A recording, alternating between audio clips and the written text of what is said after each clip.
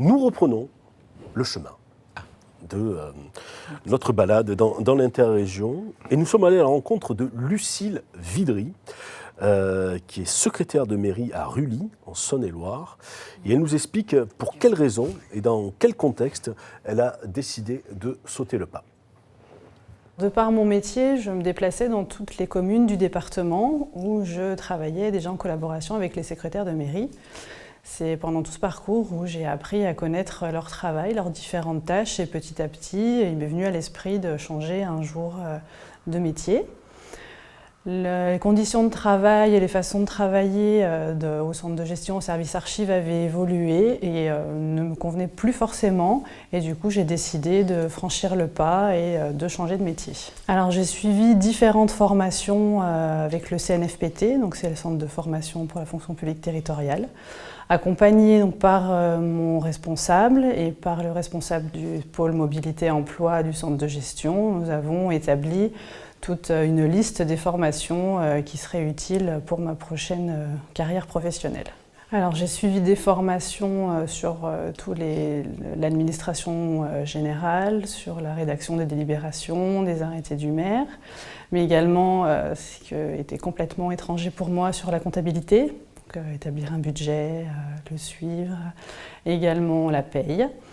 J'ai suivi aussi des formations en urbanisme pour connaître les différentes autorisations d'urbanisme et la façon de suivre les dossiers également. C'est très très varié, on passe de tout à son contraire en 5 minutes, on se penche sur un dossier important et le téléphone sonne et il nous déprend complètement, donc il faut pouvoir rebondir tout au long de la journée. Je ne regrette pas du tout mon choix, ça a été une très très bonne opportunité. La conjoncture a été aussi très favorable. J'ai pu, à la fin de mes formations, j'ai été en stage pendant 1 mois et demi dans une commune où j'ai vu vraiment sur le tas ce qui se passait. Mais à cette période-là, je ne savais pas encore si j'allais pouvoir obtenir un poste à l'issue de cette période.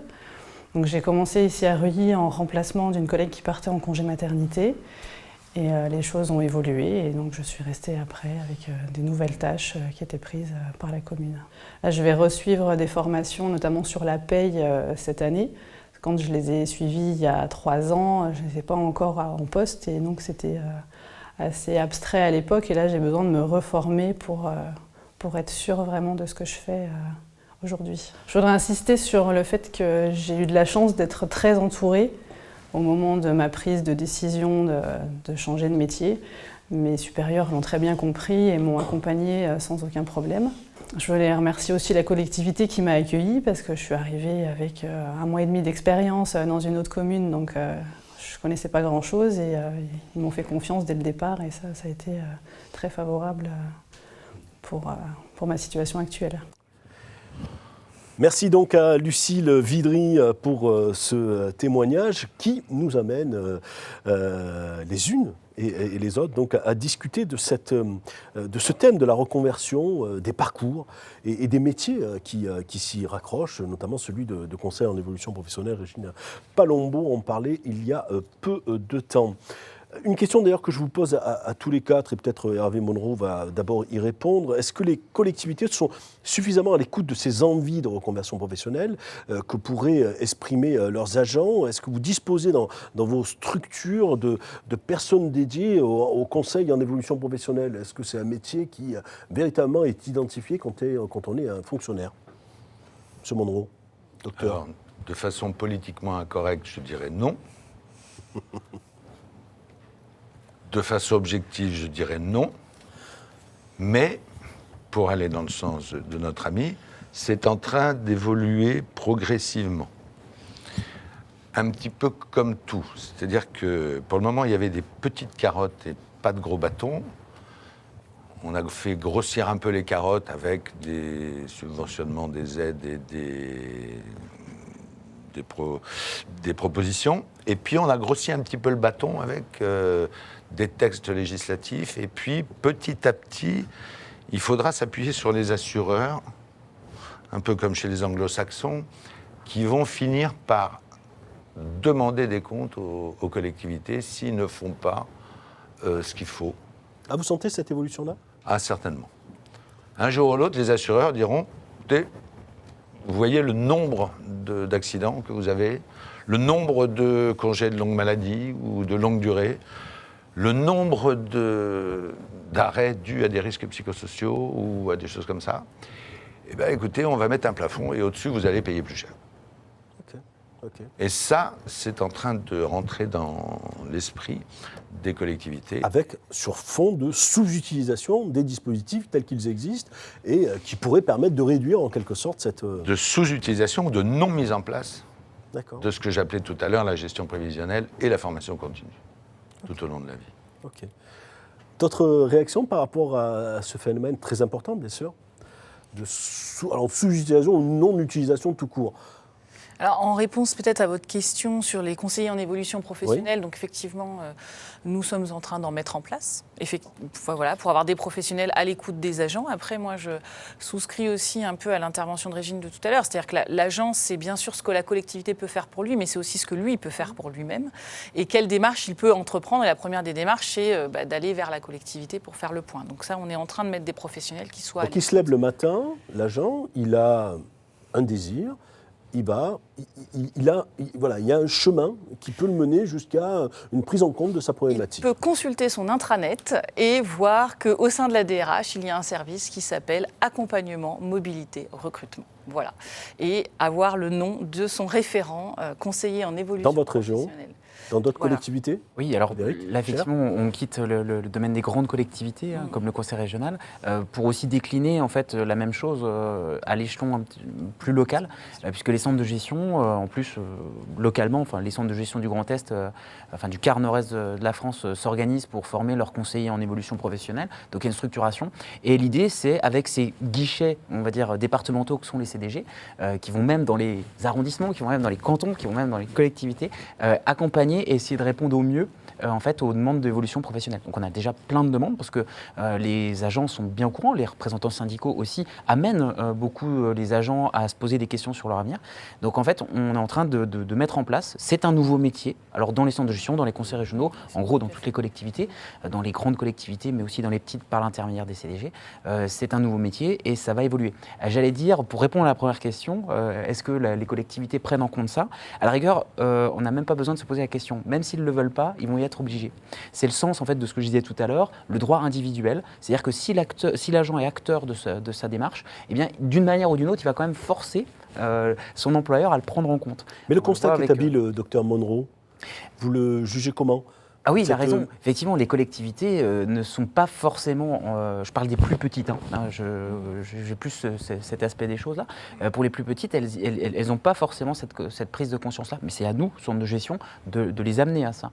Pourquoi? Parce que, effectivement, même si elles ne le veulent pas, les agents vont avoir, avec les représentants syndicaux, les partenaires sociaux, vont avoir des moyens d'obliger en fait cette prise en compte par les employeurs. Je vous donne un exemple, toujours ce fameux CPF, quand on commence à parler d'inaptitude ou en PPR, la période de préparation au reclassement, PPR, CPF, il y a des droits majorés de formation, il y a des formations, il y a des actions que l'agent peut solliciter. Ça va être très difficile aux collectivités de faire l'autruche et de ne pas en tenir compte. Surtout que les représentants syndicaux et les partenaires sociaux vont aussi pousser dans ce sens-là pour faire en sorte d'éviter les voies de sortie, les impasses que sont les pensions d'invalidité. Ces voies de formation, ces possibilités, il y a le PEP aussi, le projet d'évolution professionnelle. Est-ce que vous avez quand même le sentiment que tous les agents sont bien au courant, qu'ils peuvent le solliciter, le mettre en œuvre ou autre? Et qu'est-ce que vous faites dans vos structures respectives pour les informer, vous, docteur Monro, en capacité, pouvoir de réorientation de carrière professionnelle et donc de changement finalement de vie. Dans votre structure à vous, Mme Goujon, la possibilité effectivement de faire autre chose, c'est important, de changer un peu de vie tout simplement. Régine Palombo, voilà. Comment vous appréhendez comment les agents sont informés par rapport à ça? Alors si je me positionne du point de vue de CNFPT, en dehors du site internet, c'est les collectivités qui vont relayer l'information. Donc les professionnels RH ont la possibilité de se former au métier de conseil en évolution professionnelle, mobilité, enfin il a différents intitulés, mais en tout cas au CNFPT, il s'appelle conseiller en évolution professionnelle. Donc il y a un itinéraire avec 10 formations auxquelles les agents, les professionnels RH peuvent s'inscrire. Les agents, quant à eux, il y a 2 dispositifs prévus pour eux en fonction de leur situation. L'agent, en fait, en général, il a besoin de savoir capitaliser son expérience et de se projeter. Donc, soit on a une offre de formation, un itinéraire. Donc, un itinéraire, il y a plusieurs formations, qui est vraiment de la conduite de son projet d'évolution professionnelle choisi. Donc là, les agents sont déjà proactifs, sont dans une démarche de changement et la formation va leur permettre de capitaliser de leurs compétences, d'avoir une méthode. Et on a un autre itinéraire de formation, là destiné à la construction d'un projet de transition professionnelle dans le cadre d'un reclassement, notamment, reclassement, reconversion, où là, on est plutôt sur un accompagnement d'agents qui vont avoir une perte de tout ou une partie de l'exercice de leur mission. Donc il y a des formations, catalogue entre guillemets, mais des itinéraires prévus pour ces agents. La réponse CNFPT, en dehors des intras, des formations, dispositifs spécifiques pour adapter aux collectivités, à chaque collectivité. Je vais vous donner une toute petite anecdote pour comprendre dans les petites collectivités ou les petites moyennes collectivités. Qui sont les plus fragiles, à votre avis, à ce niveau-là, sur ce chaînon ? De fait, les collectivités, c'est pas les collectivités qui sont les plus fragiles, c'est les agents qui sont moins accompagnés, puisque avec moins de possibilités. Dans les petites collectivités, souvent ça commence par le médecin, parce que la personne vient en disant je peux plus. Alors je peux plus jusqu'à quel niveau ? Alors ensuite, on essaye, même dans les petites collectivités, de mettre en commun un psychologue en santé au travail, un technicien qui fait des études de poste, le médecin, etc. Et puis de voir la secrétaire générale ou le DG et l'élu pour savoir ce qu'on peut faire. Petite anecdote pour comprendre ce qui se passe beaucoup quand même.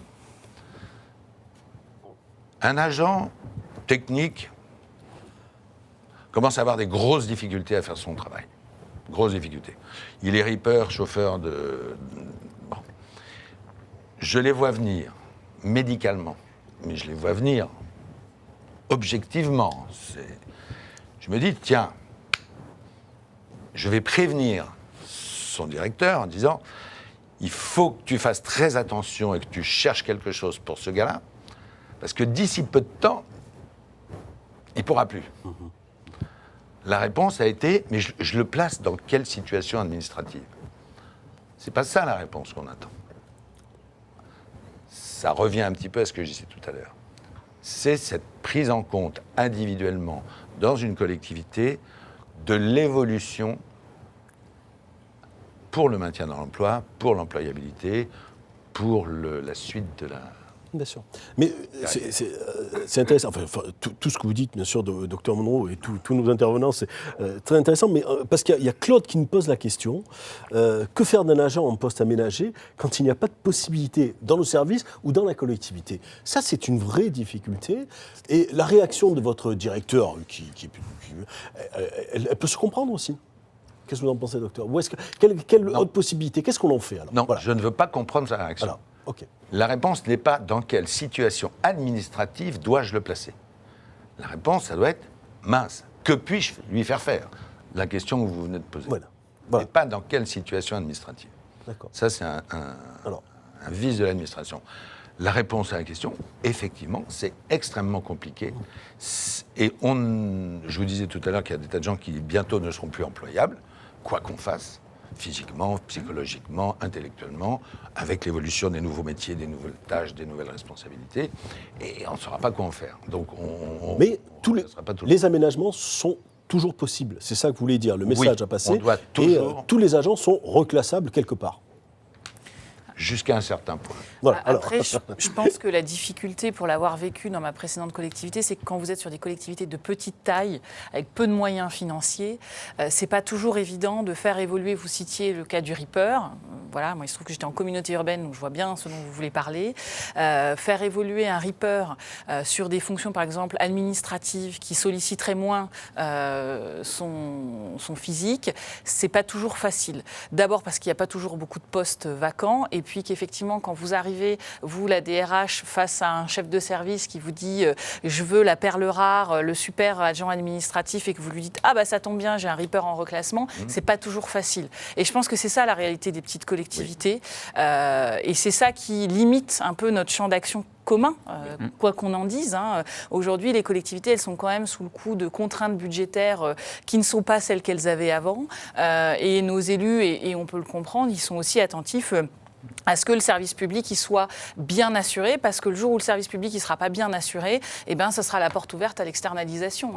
Donc voilà, et c'est vrai qu'aujourd'hui, nos collectivités, quelle que soit leur taille, elles sont toujours tiraillées entre la nécessité d'assurer le service public et de montrer aux usagers, parce qu'ils le financent via l'impôt, qu'on est aussi bon qu'un service privé. Et moi, j'y crois fondamentalement. Et la nécessité, pour bien assurer ce service public, d'avoir les bonnes personnes aux bons endroits. Tout en étant dans le cadre d'une contrainte de travail. Delphine Goujon, est-ce qu'avant, il y avait une moindre pression Je pense qu'avant, on avait des exigences moins importantes. Avant, dans les petites communes, il ne faut pas se le cacher non plus, on faisait beaucoup de recrutements sociaux. Absolument. Moi, j'ai travaillé à une communauté urbaine de Saône-et-Loire, je ne vais pas citer son nom, où effectivement, j'avais un certain nombre d'agents qui étaient les héritiers des mines ou des ouvriers de grande industrie. Et c'est vrai que ça, c'était possible parce que la réglementation était différente, parce que les collectivités avaient plus de moyens de fonctionner, parce qu'il y avait eu moins de compétences transférées par l'État. Voilà. Et aujourd'hui, on sait que ça devient de moins en moins possible. Je pense que, docteur, vous voyez bien ce dont je veux parler. Et donc, on assumait de recruter des gens qui n'avaient pas Bac+2, dont on savait qu'ils avaient déjà été bien employés à l'usine et qu'ils n'avaient peut-être pas le dos en aussi bonne forme que ce qu'on aurait voulu, mais on l'assumait. Et les élus locaux l'assumaient. Aujourd'hui, je pense qu'ils ne demanderaient pas mieux que de l'assumer, mais la contrainte financière, les nouvelles compétences et la pression globale fait que c'est beaucoup plus compliqué. Le recrutement social, Hervé Melon. C'est ce qu'on appelait la fonction socio-électorale des élus locaux. Moi, je dirais sociale. Sociale et... Oui, bon. Faudrait que cherche juste, alors, c'est vrai, le principal écueil dans les petites collectivités, les communes rurales, c'est que les points de chute pour reclasser un agent ne sont pas nombreux. Quand vous avez un poste d'agent technique, un poste de secrétaire de mairie, un poste d'ATSEM, il n'y a pas 36 possibilités. Effectivement, il faut faire aussi avec les connaissances fondamentales ou l'absence, justement. Si l'agent a une difficulté dans l'un des savoirs fondamentaux dont on parlait, c'est très très compliqué. Donc il y a plusieurs solutions. Il y a de l'ingéniosité au niveau du maintien dans l'emploi, parce qu'effectivement, on a quand même largement progressé avec les équipes pluridisciplinaires de santé au travail pour être ingénieux dans le maintien dans l'emploi de personnes. Je donne un exemple très rapidement. On arrive à faire des équipements portatifs financés par le FIPH aussi en grande partie, de moins de 15 kg quand on a une restriction de port de charge de 15. Par exemple. Alors, c'est pas tous les jours, mais ça existe. Donc, il y a une ingéniosité des ergonomes, des psychologues, etc., des équipes pluridisciplinaires pour garder aussi les personnes sur leur poste. Après, effectivement, lorsque vraiment il n'y a pas de possibilité d'aménager localement dans la petite commune le poste, eh bien, quelles sont les autres solutions ? Alors, il y a des solutions, on va parler de PPR, de préparation au reclassement pro, etc. Il y a aussi, pourquoi pas, essayer d'étendre en fait, le périmètre de reclassement à l'interco, puisque l'interco aussi a une dimension qui est largement augmentée depuis quelques années avec le jeu des fusions. Et donc là, c'est une piste. Et puis, il y a aussi les mobilités externes. Les mobilités externes vers le public. Et vers le privé, on va aussi utiliser un gros mot, parce qu'il y a une sorte de tabou là-dessus. Lui aussi doit être concerné par le recrutement social. Exact. Peut-être, oui, aussi, peut-être, pourquoi pas. Mais en tout état de cause, je veux dire, il faut se laisser le champ des possibles ouvert, c'est-à-dire qu'on peut reclasser des gens dans le privé ou dans le public. Il faut dire, voilà. L'idée, c'est d'éviter une porte de sortie par l'invalidité. Quel que soit le régime de retraite qui verse cette invalidité, il faut l'éviter. C'est là la tendance, et depuis le début des années 2000, ça y est, le droit au reclassement, qui est un principe général du droit, il est là depuis presque, pas tout à fait 20 ans, mais il existe, et donc, de toute façon, d'une manière ou d'une autre, il faut trouver des solutions. Voilà. Régine Palombo, sur cette thématique. Oui, j'ai discuté avec un peu mes collègues de la délégation Alsace-Moselle du CNFPT, puis sur les problématiques de reclassement qui sont en train de traiter. Donc il y a un dispositif mobilité mis en place pour Thionville, Terreville, CCAS de Terreville, avec des ateliers de reclassement pour des agents en nécessité de reclassement, avec des ateliers, et certains ont été plutôt orientés vers l'extérieur parce qu'il n'y avait pas de possibilité. Après, le résultat, je ne le connais pas, mais en tout cas, il y a aussi une évolution de poste pour certains. Il y a cet accompagnement-là. On peut aussi être en anticipation. Je sais qu'ils ont travaillé avec Mulhouse Agglomération, Kingersheim et le conseil départemental 68 pour des ateliers de mobilité. Ils ont travaillé avec les agents sur la mobilité interne, externe. En tout cas, 14 jours de formation un peu étalés dans le temps pour construire un plan d'action, un projet professionnel pour ceux qui souhaitaient y participer. On peut aussi être dans l'anticipation. Là, on n'était pas en situation de reclassement, mais en tout cas, les agents qui le souhaitaient peuvent être dans une réflexion de mobilité interne ou externe et avoir des outils pour construire ça. Donc les dispositifs existent. Delphine Goujon, il y a toujours ce problème de les appréhender en quelque sorte. C'est ça, et alors lorsque c'est possible, nous ce qu'on met en place, et ça marche assez bien, c'est les périodes d'immersion.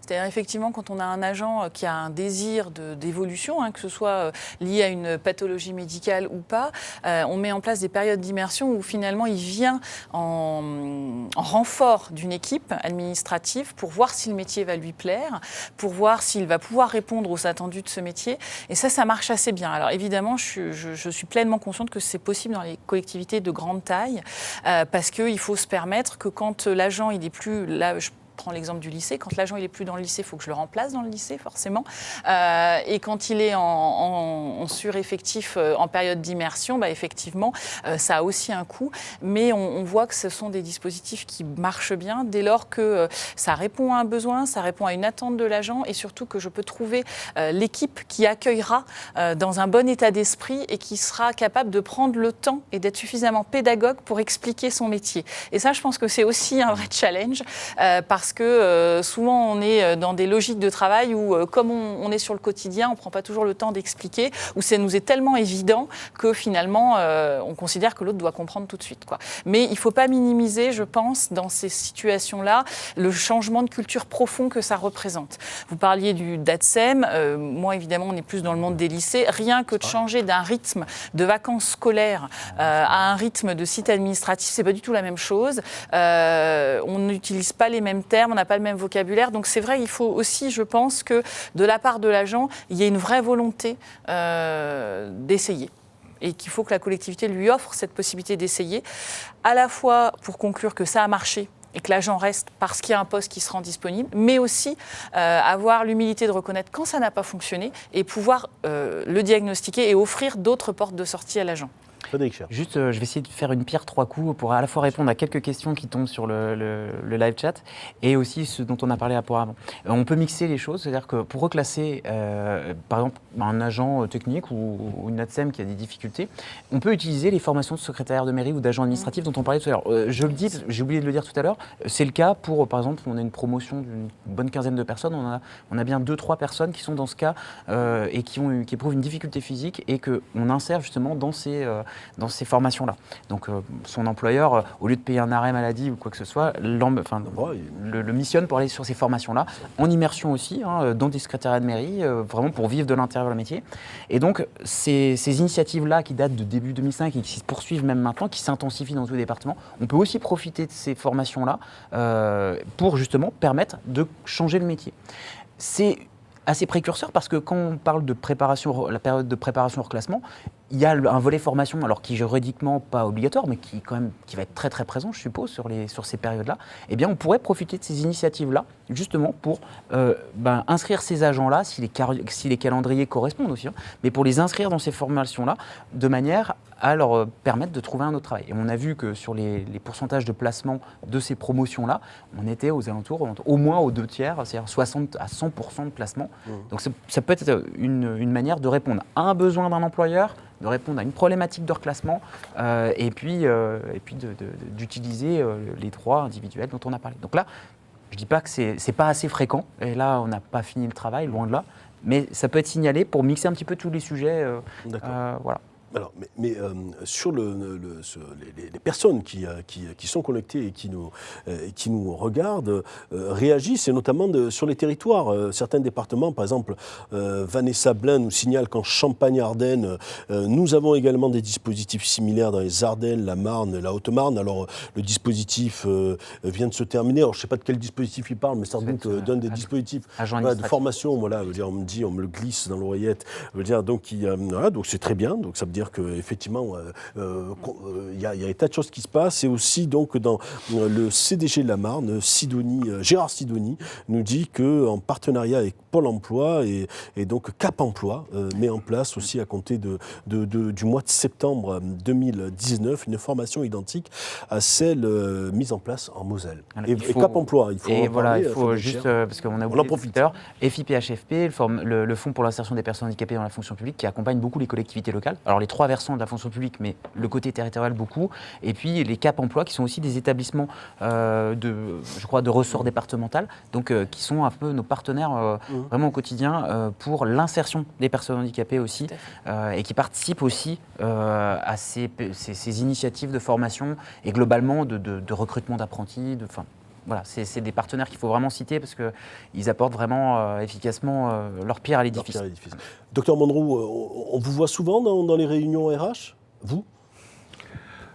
Non, mais est-ce que vous êtes en poste avancé finalement ? Est-ce que vous êtes inclus dans la réflexion ? Alors, oui, on est inclus, mais on ne me voit pas souvent dans les réunions RH parce qu'il n'y en a pas. Bon, j'ai 430 collectivités. Oui. Et jusqu'à maintenant, les deux grandes collectivités qui étaient le département et la ville principale de Nevers n'étaient pas adhérentes au centre de gestion. Donc mes grandes collectivités, elles ont 150 agents, les plus grosses. Donc vous voyez, alors ça ne veut pas dire pour autant qu'on n'est pas associé. Et vous l'avez dit, ça vient. Ça fait pas longtemps. Ça fait 2 ans que petit à petit les collectivités qui ont un service RH sont demandeuses. Hein, et ça, c'est bien. D'accord.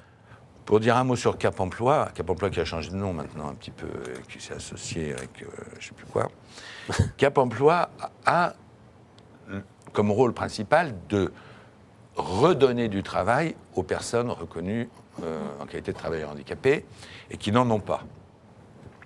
Ils ont donc un vivier.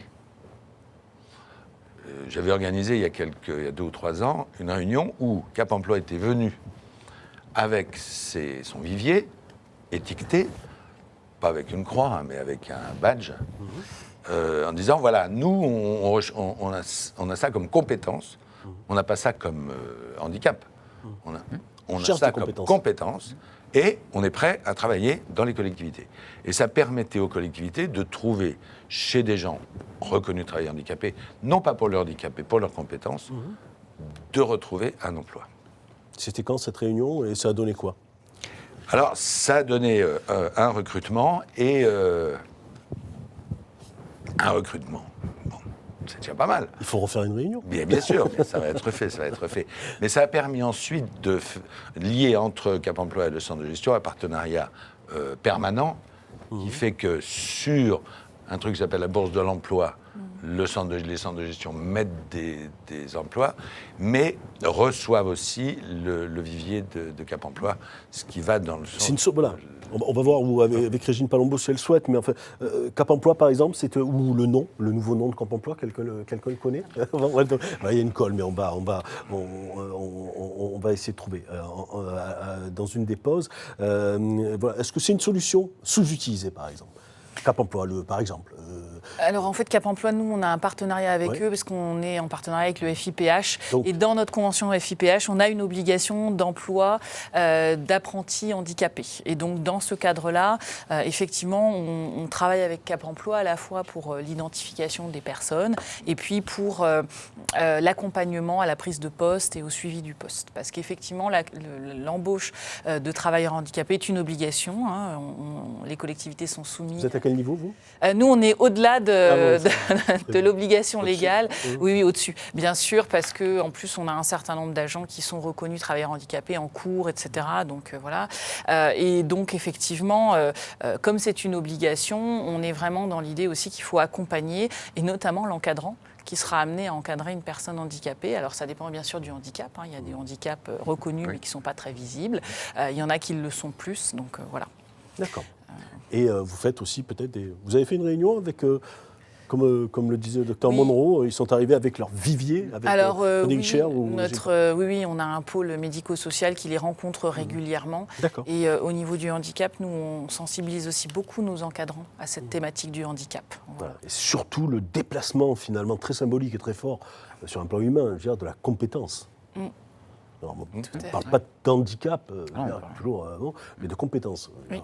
Tout à fait. Frédéric Cher, là-dessus. Oui, la RQTH, la reconnaissance en qualité, enfin de qualité de travailleurs handicapés, on parle bien de qualité et d'accord. Voilà. Hein. Donc, L'idée, c'est évidemment, une fois que sont gommés les handicaps, eh bien, c'est un salarié, un agent comme les autres et qui apporte évidemment en plus un regard neuf s'il vient d'un autre secteur, s'il a une expérience professionnelle avant. Effectivement, juste un petit point, alors de réglementation, justement pas, parce que c'est en cours de discussion, justement le FIPH et la politique d'insertion des personnes handicapées en fonction publique, la réforme du FIPH et de son financement est en cours de discussion. Des rapports sénatoriaux qui sont sur le coup et qui d'ailleurs devraient normalement donner des bonus aussi aux bons élèves que nous sommes, donc pour les collectivités qui dépassent ce fameux seuil des 6%. Et globalement aussi, il y a de très grandes réformes sur tout ce qui est arrêt maladie, instance médicale, donc tout ce qui est système d'employabilité par les ordonnances qui vont arriver dans les 15-18 mois qui arrivent. Donc là aussi, je pense qu'on aura des sujets d'actualité pour la prochaine conférence de l'emploi l'année prochaine avec il faut ces ordonnances. il faut les noter, voilà. il n'y a aucun souci.